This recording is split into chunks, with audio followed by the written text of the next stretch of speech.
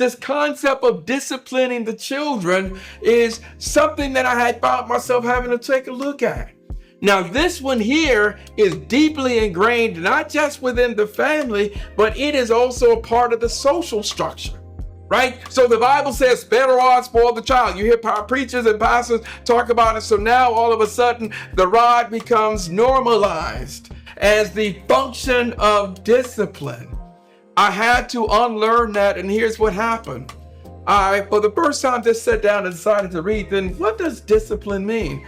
And I realized when you think about it, discipline means systematic instruction. Right? So you have someone who is a musician and you ask him and you say, well, this is my discipline. You have someone who's an electrical engineer. You ask him, how did they get there? They were consistent in how they studied and how they learned. And so now engineering became their discipline.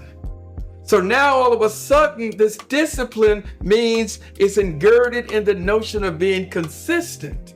It's embedded in the notion of, as a parent and disciplining my children, I'm realizing that the most important thing around discipline is ensuring that they receive systematic instruction.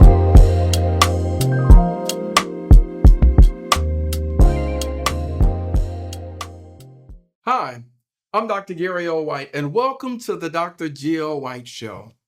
Now, today I'm going to have a conversation that's a little different, and it may even be somewhat uncomfortable. Today I'm going to talk about some things that I had to unlearn about fatherhood. Yes, some things that I learned about manhood or in raising children that I needed to unlearn in order for me to be a good husband and in order for me to be a good father. Now, here's my disclaimer. I think every man who's attached to his children or seeks to have a healthy relationship, I think he makes a personal, private promise to himself to be a better father than what his father was to him. And yes, even men who were raised in good homes, good two-parent homes, or men who were raised in a co-parenting setting where the father was involved, even those men, I believe, make a promise to be a better father than what their father was to them.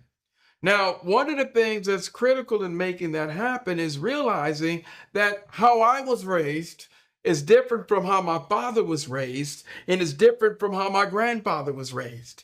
So I think one of the things that's very important when we begin to understand what it means to be a man, what it means to be a husband, and what it means to be a father is that it is highly influenced by what we saw, what we experienced, what we understood to be normal. Well, part of that journey is realizing that some things that we may find ourselves bringing into our relationships or bringing into our parenting are not the best thing. And so we are going to just kind of take a look at some things that I had to unlearn. And I think these are some things that for some of you, you may have to kind of unlearn in order to be the type of father, in order to be the type of husband that God has meant for you to be. Yeah, I just threw it out there and put it that way. So let's take a look at it. I think the first thing more important is that believe this concept of being a provider. So my grandfather understood that my grandmother didn't work, and so he had the responsibility of my father as a truck driver and all these things. My father had that as a belief system, the notion that somehow in those past generations that the woman or the wife to work was an option because he bared all that responsibility. And so what ends up happening, I had to unlearn it because what I realized that there's more to fatherhood than being a provider. That means that many of us have been socialized to do, right? To put food on the table, a roof over the head, clothes on our children's back, make sure that the bills are paid. These are the things of the doing that as a provider, as the number one role in the responsibility. Well, I had to unlearn some of that. Now, right about now, some of y'all are looking at me crazy. Some of y'all are saying, man, what are you talking about? That is, if you're going to be a man and you're going to take a woman, that is a responsibility. And I might even, to some degree, sound a little hypocritical, meaning that I have daughters. And yes, when my oldest daughter got married, I remember looking at my son-in-law and saying that this is your responsibility. I get that. But the wise part of me, having raised them and having been married in a relationship, I realized that there's more to it.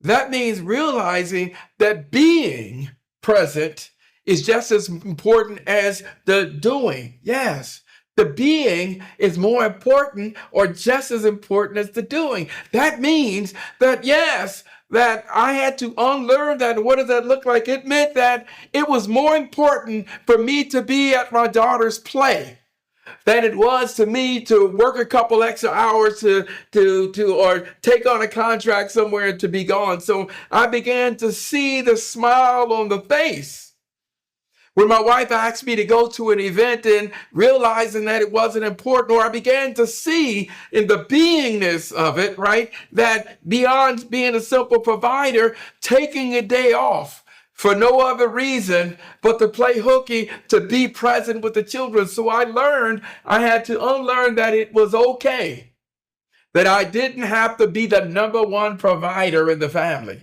and that it was okay to share that, number one, and to be present. So that is a big one that I had to kind of take. Now, some of that is still relevant, right? There's just something I think that's embedded in a man and a father's DNA, that ultimately, when all the dust settles, that is a responsibility. But it's the beingness. The balance, I think, is important. Now, these other ones are a little different because it does vary by the generation. This one is recognizing that it is okay to be vulnerable, right? So being afraid or being vulnerable is not something to be interpreted as being weak.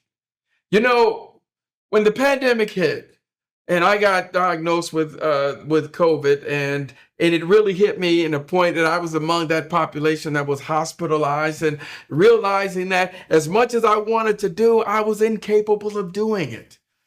And so my health told me that your vulnerability, your weakness, and in terms of my health status, meant that my wife and my children stepped up. Being afraid and allowing my children to see me as afraid, and seeing me worried, and seeing my wife stepping up and taking the role, it wasn't a matter of being vulnerable. What it is that it showed my family that I was human. That's different. I had to unlearn that being human is allowing myself to be vulnerable.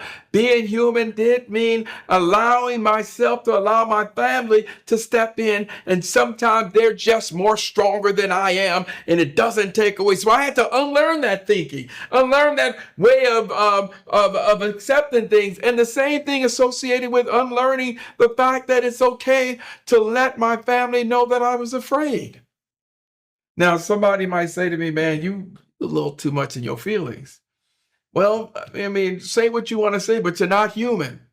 The truth of the matter is, these are some characteristics of features that I think that what contributes to developing and creating a healthy relationship is critical. Because if we don't learn to adopt some of these features, what ends up happening is that we reach a point that this is where all the pressure comes in. This is pressure that we put upon ourselves. So that becomes something that I had to unlearn. Now, this other one here is a generational matter, and that is disciplining my children. Now, if all my brothers and sisters in the room, they would tell you that we was growing up, we are among those kids that got a whipping with an extension cord. All right, that was just how my father did. My grandfather used to spank my father and his siblings with a strap, a razor strap. So this concept of disciplining the children is something that I had found myself having to take a look at. Now, this one here is deeply ingrained, not just within the family, but it is also a part of the social structure. Right? So the Bible says, better rod spoil the child. You hear preachers and pastors talk about it. So now all of a sudden, the rod becomes normalized as the function of discipline. I had to unlearn that, and here's what happened. For the first time, just sat down and decided to read, then what does discipline mean? And I realized, when you think about it, discipline means systematic instruction.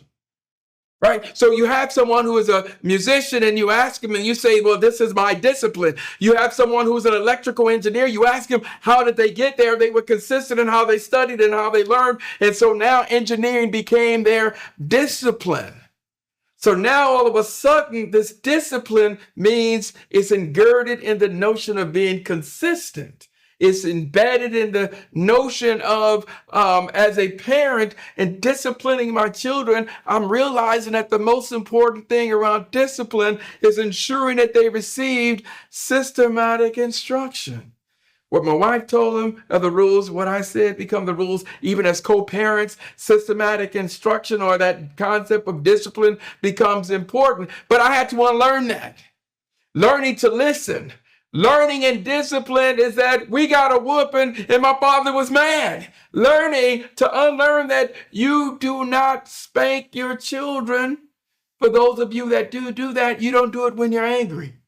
So you have to unlearn that if you're going to even do that, I'm saying you must pause and deal with your own emotional state so that your child will learn from it. And so one of the things I recognized that was most important in terms of the discipline around sitting down and talking to them for when they began to go astray. So discipline for me and systematic instruction became a matter of teaching them about consequences.